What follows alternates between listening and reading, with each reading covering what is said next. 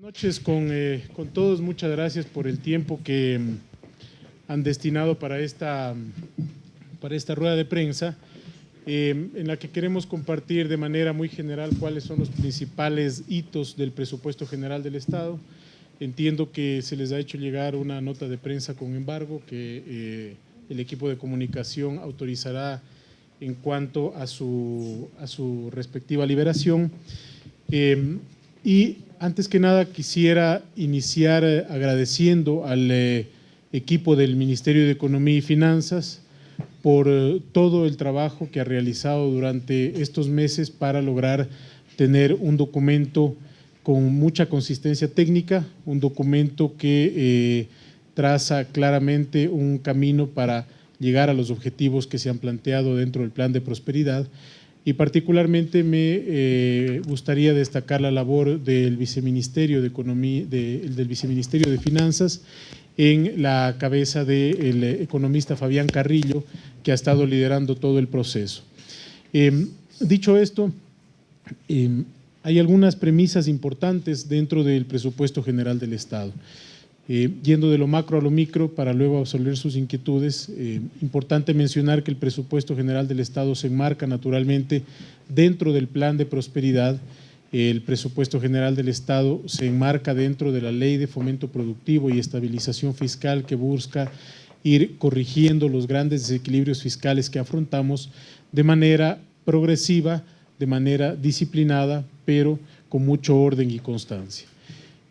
Lo primero que creo que vale la pena decir es que a pesar de los esfuerzos, a pesar de la adversidad frente al año 2018, descontando la cuenta de financiamiento de derivados, hemos logrado una reducción del presupuesto general del Estado.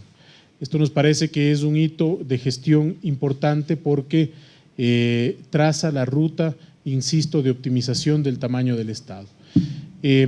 Por otro lado, importante mencionar que hemos encontrado las formas de generar optimización para lograr llegar a un nivel de déficit similar al establecido dentro del Plan de Prosperidad. Recordarán ustedes que en el Plan de Prosperidad se establecía un déficit global de 3,2 puntos del PIB y un déficit primario de cerca de 0,5 puntos porcentuales del PIB. La proforma presupuestaria planteada establece un déficit de 3,3% y un déficit primario de 0,3%. Mencionaba que la situación es una situación compleja porque fruto de decisiones como la de la Corte Constitucional, con las cuales evidentemente debemos cumplir, se genera una mayor presión en el gasto por el 40% de las pensiones jubilares que el Estado tiene que iniciar a pagar fruto de la decisión de la Corte Constitucional. También mencionar que dentro de la ley amazónica se establecen preasignaciones adicionales para la Amazonía, que naturalmente tienen un impacto en los ingresos del Estado.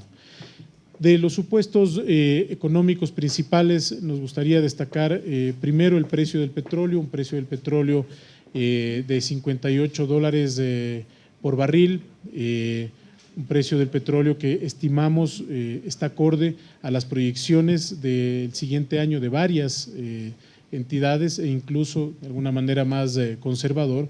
Por otro lado, un crecimiento del 1,4% derivado de ese efecto, que es un efecto de precio importante, pero sobre todo de un efecto de cantidad en el incremento de la producción de barriles. Se totalizarían al 2019 cerca de un poco más de 200 millones, 206 millones de barriles, un crecimiento aproximado del 9% frente al observado en este año. Dentro de los niveles de ingresos también hay varias cosas que considerar y nos llevan a un crecimiento prácticamente inercial del 1%, dado que hay varios componentes que generan mayores recursos tributarios y otros que también reducen esos recursos tributarios. Por el lado del gasto, el lado de los ingresos totales crece un 7%, el lado de los gastos totales crece un 4%. Ustedes se preguntarán cómo se ha logrado optimizar. Bueno, hay dos componentes estructurales de los cuales hemos venido hablando con ustedes, con la prensa, con la ciudadanía, que es el gasto corriente, derivado particularmente de gastos de personal y de gasto en bienes y servicios. En el caso de gastos de personal, es importante mencionar que hay reglas constitucionales que se deben cumplir, tanto en el sector salud como en el sector de educación, con un crecimiento de 0,5 puntos del PIB anuales, hasta llegar en el caso de educación al 6% del PIB y en el caso de salud al 4% del PIB. Teniendo eso entre manos, igual se ha trabajado de manera muy detallada con los ministerios del área social para lograr un proceso de mantenimiento de la masa salarial sin afectar a los servicios para los más vulnerables. Y dentro de los sectores no sociales se han hecho recortes que nos permiten tener una masa salarial para el próximo año que se reduce en términos del PIB en 1% frente a lo observado este año. En términos nominales, la reducción es de $70 millones. Mucho de esa masa salarial está concentrado en maestros, en médicos, en policías, en militares, y naturalmente eso es muy sensible para el país en general, y como les mencionaba, tenemos estas condicionantes de orden constitucional. En el caso del gasto corriente de bienes y servicios se ha hecho un ajuste importante, cercano a los $400 millones, observando un registro menor en cerca del 15% en ese gasto corriente. Ahora, el presupuesto general del Estado es un instrumento dinámico, es un instrumento que no puede ser estático en el tiempo y que naturalmente nos permite ir encontrando fuentes de optimización en el tiempo, de tal manera que vamos a seguir trabajando para demostrar este ejercicio que lo hemos planteado en el Plan de Prosperidad, y es que el esfuerzo empieza por casa. El Estado ecuatoriano, el gobierno central está haciendo un gran esfuerzo para reducir el tamaño del Estado y eso nos lleva a estas cifras que consideramos que son positivas porque ratifican lo establecido en el Plan de Prosperidad y sobre todo porque nos llevan en la ruta correcta de optimización.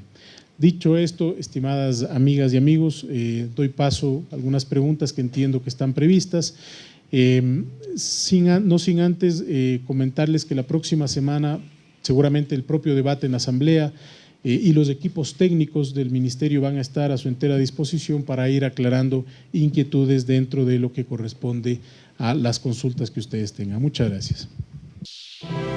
El gobierno de todos.